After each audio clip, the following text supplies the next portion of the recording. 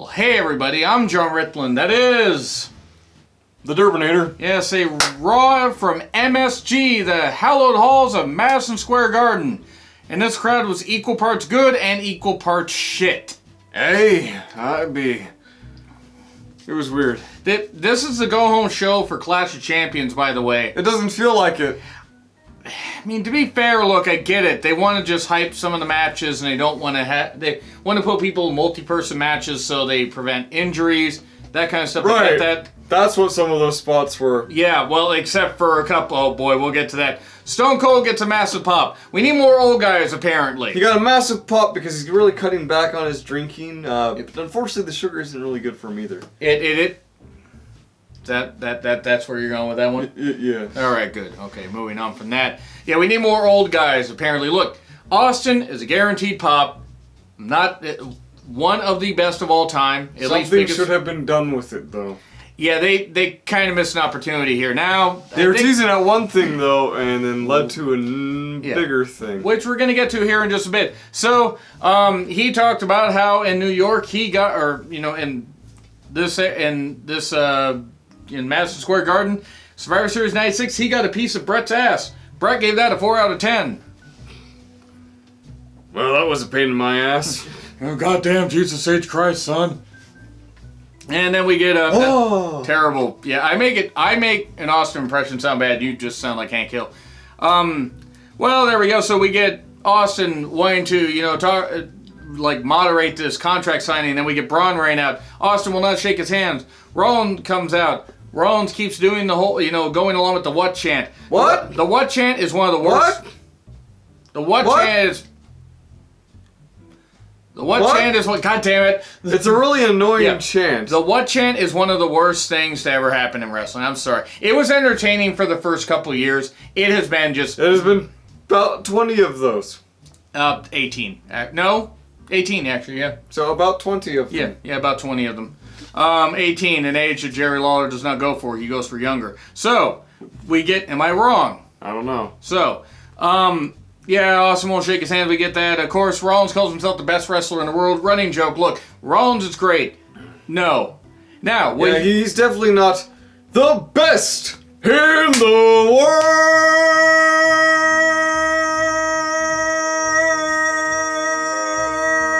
world. Pack.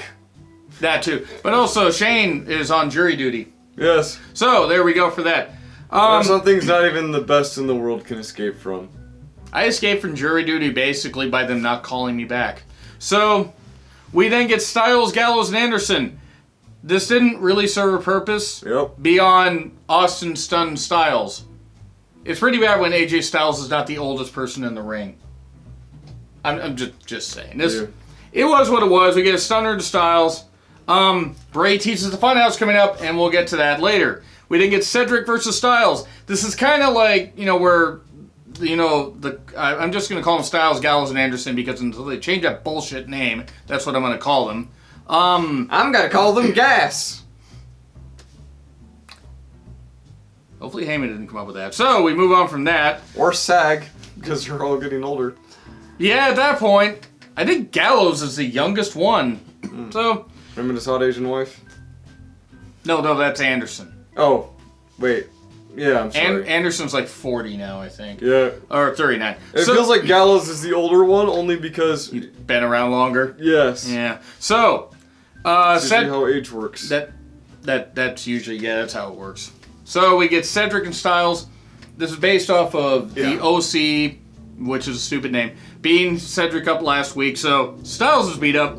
We get a decent match here, good stuff, but ends up with a lot of run-ins. Anderson... You win this song about not wanting nuns. They beat you up while they play it. Kung Pao into the fist. Oh, right. I was wondering big butts. Wondering what you were referring to. So we get Gallows and Anderson, Viking Raiders, and everybody attacking, and then we get Sasha and Bayley.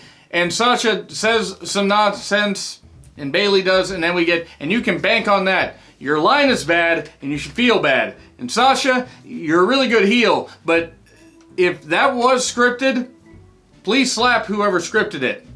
If that wasn't scripted, please slap yourself. So just slap Kevin Dunn and call it good. Yeah, that works too. Just do that. Because Sasha and Bayley, Sasha's really good on the promos. If you can't do Woody one-liners, don't do Woody one-liners. Heh, Woody. I heard Woody one-liners. Yeah, but Woody Allen is probably not welcome around in an environment where there's kids. To be fair, that's true. To be fair, though, at least Sasha and Bayley are, older than the women he goes for. Anyway. So, Reigns and some sick kids. Good stuff. I enjoyed this.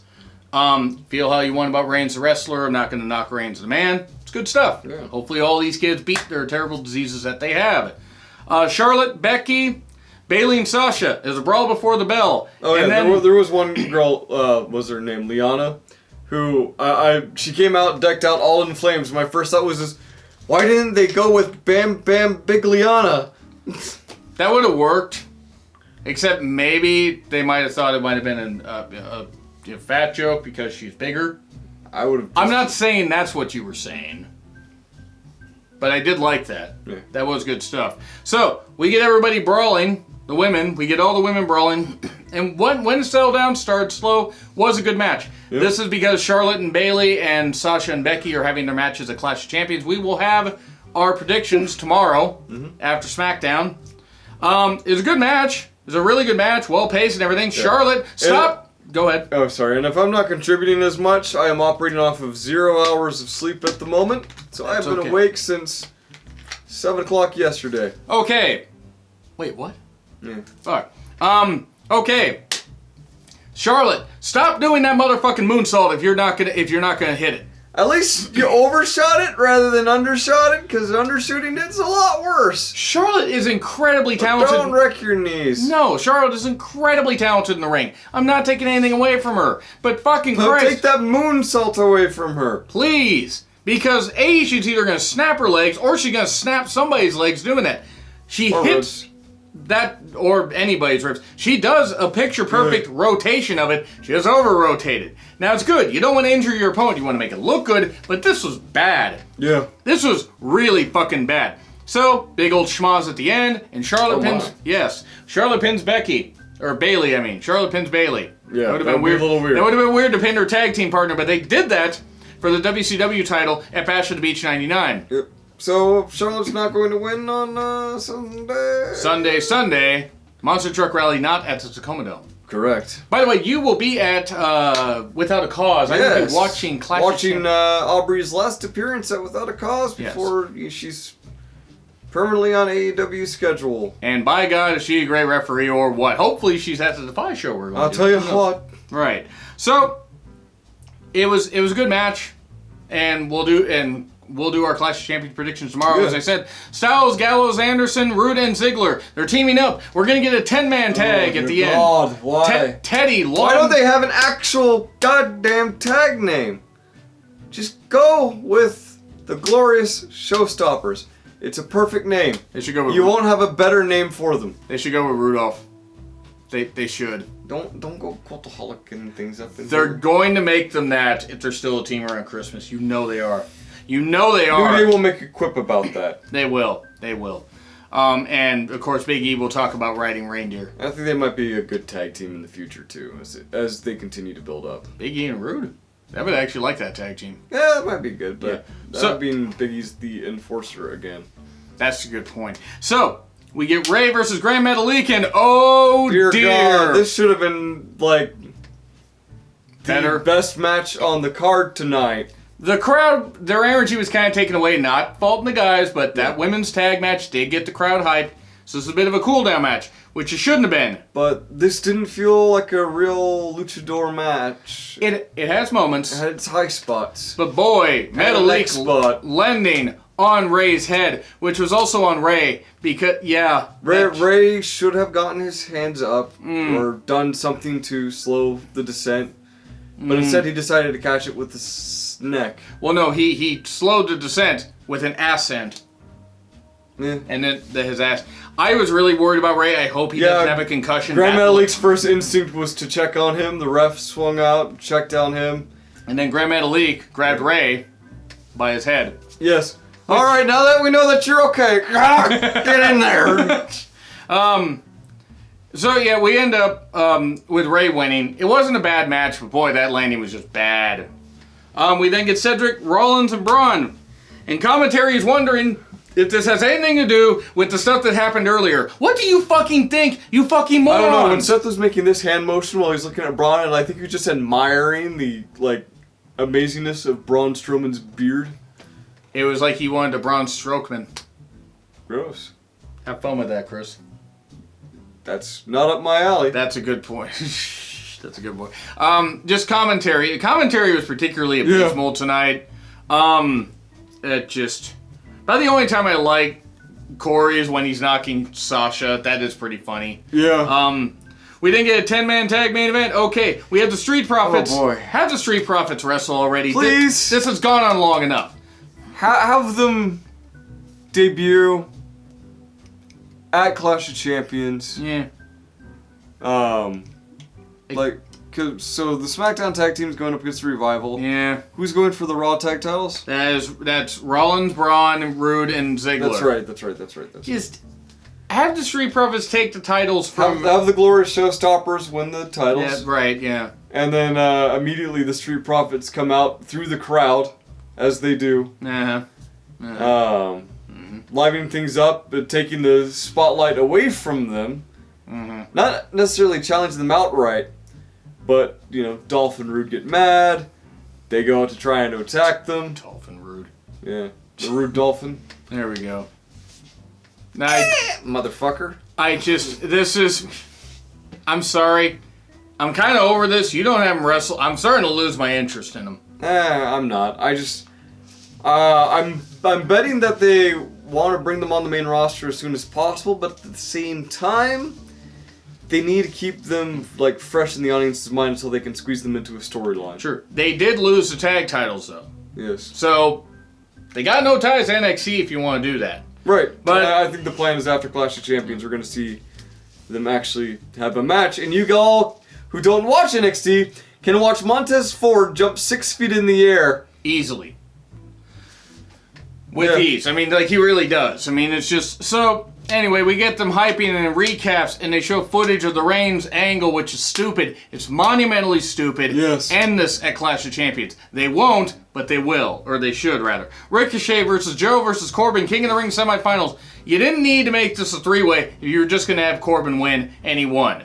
Ugh. The match was fine for what it was. Yeah, it was a good match. I won't discount it, but just because it's Baron Corbin winning it. You didn't need Corbin. You didn't need Corbin winning it. But yeah, well, I should say I do discount it for Corbin winning it, but I don't discount it for Corbin being in it.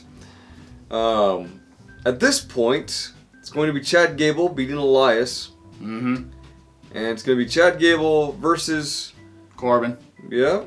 And Chad Gable will take it out my eyes. You have so much more faith in creative than I do.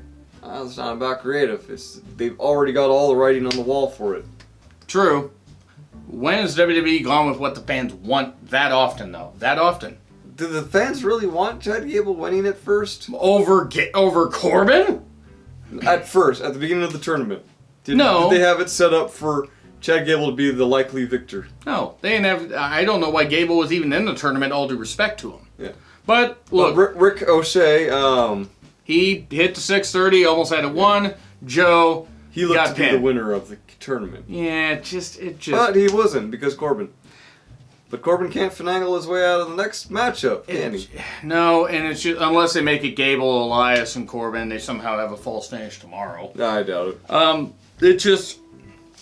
We'll get to our predictions on tomorrow, but we get Lacey Evans versus Natty. Yeah. I'm going to just say this much about the CM Punk chance. Every single one of you motherfucking fans that did that deserve a slap across the face.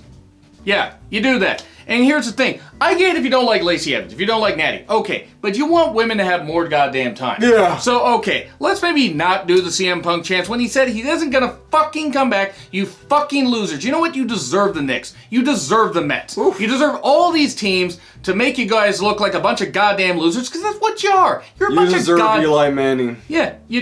Wait, is that Jersey? I think it's Jersey. I believe he was... New York Giants, but I thought they were in East Rutherford, New Jersey. Yeah. Still, you guys, Eli's won 2 championships. The Knicks haven't. And it's been a while since the Mets have. Mm. Just seriously, if you don't like these women, okay, whatever. You deserve no one knowing what football team is actually yours. Yeah, I'm so, and look, to the New York Jets? Probably. To the fans that cut them down, thank you. Yeah. I got nothing against you guys. Y'all motherfuckers can piss off for all I care. Yeah, the match itself wasn't all that. Lacey's moonsault better than Charlotte's moonsault by like a landslide. Yeah, it was a lower mid-card match, in my opinion, like in terms of match quality, with Natty pulling most of the work. Well, and I mean, and Lacey's capable in the ring. I just don't know what the deal here is. So we had the line. I think Lacey might be better suited being in a tag team with somebody. Charlotte. They should have gone with that, but unfortunately they didn't. I think they may lead into that later as both realize that they need each other. Yeah. So we get Natty tapping out Lacey, which was odd, but we get the line One Nation under Lacey. You stop that. What? You stop that right now. What? You were distracted, weren't you? By the way, 24/7 stuff, recaps from main event. Half a grade off for this fucking bullshit. No. Bad. Don't knock a half grade off for that. It doesn't need to be in my wrestling. It's embarrassing. Okay. And that basketball player, good on him. So, anyway, let's get into one of the most widely received segments in WWE at the moment. Firefly Funhouse. And it starts with Rambling Rabbit panicking about, Steve Austin having appeared, so he starts going, stranger danger, stranger danger, stranger danger. That's the theme of the show. And then everybody starts kind of panicking about it. Bray Wyatt gets angry, he yells at all of them. Starts listening to the gloves. Yes. And go ahead. Abigail complains that ever since Stone Cold Steve Austin appeared, that her clock was stuck at 3:16. Yep. He goes, well, let me fix that. And he pulls out a hammer and he just does a few gentle knocks to it. And it shows 11:19. Yes. Now I want to point this out really, really quick. Jesse the Buckeye, Jesse Davin, sorry if I mispronounced that. Yeah. Jesse the Buckeye on Twitter pointed out 11:19. Undertaker debuted on the 11th in November, on November 19th of 1990. Hey, what pay-per-view takes place on 11/19? That would, I mean, I don't know if Survivor Series taking place at that specific one, but he debuted at Survivor Series. So we're probably getting Bray versus Taker at Survivor Series, which probably means we're getting Bray attacking Undertaker tomorrow. So, this happened. Good eye by Jesse, by the way. What? Good eye by Jesse, by the way. Good stuff. Good follow on Twitter, by the way. Anyway, Bray also teases. 22nd. Yeah, he teases he's going to face Austin possibly, but we don't get that. Probably a red herring because he's probably going to attack Undertaker tomorrow. So good eye. Yeah. It was what it was. I got a little annoyed with the constant stranger danger stuff. I was like, okay, we get it. You hammered it over and over. November 24th. What is? Survivor Series. Oh, okay. So Waka Waka. It is what it is. And then we get to the mess of a main event. Styles, Gallows, Anderson, Rude, Ziggler, Rollins versus Rollins, Braun, Cedric, Viking Raiders. Look, the wave in the crowd. This was a mess of a match, but it wasn't a bad mess. At times. Everyone got their moments. Yeah. They were working on building everyone up in the match to make them look strong going into Clash of Champions. But there was one person in particular that they made look stronger than anyone else. This is true. I do want to point out really quickly, by the way, that Michael Cole called it the Pele stick. You deserve a stick upside the head, you motherfucking moron. You can Pele stick it up your ass. There you go. Vintage Cole. Cedric Alexander hits the lumbar check on AJ Styles and pins him for the winsome. So, we're probably going to get that at Clash of Champions. We have not had a U.S. title match announced yet, so probably it was announced while we were cutting this review. B-, I'll say. Yeah. B-, I think that's fair. The fact that you didn't have Bray... It wasn't as good as last week, though, I don't think. Close to me. It was close. Because at least they still a B-, but not quite a C+. Yeah, at least made the matches mean something. The talking segment went on too long. But the matches did mean something. So I'll say B-. I'm not totally sold on it, but B- for me. As again and so before, B- right above a C+. So right. It's like, if any bullshittery had happened in addition to what happened tonight, I'd have knocked it down to a C+. I nearly knocked it down to a C. But if you see what we're talking about, there's a poll that you can There is. grade along with us, or leave a comment down below. Maybe like or dislike the video while you're at it, and let us know what you think. Yes, If you dislike the video, please leave a comment. Let us know what we can improve on. Yeah, please let us know. Please, I value your criticisms. We live to please and to eventually get monetized, which will never, ever happen. I may be the reason for that. But anyway... Hey, fuck that. Basically, fuck it. Anyway, I'm John Ritlin, that is... The Durbinator! Hopefully, back tomorrow with more sleep. Either.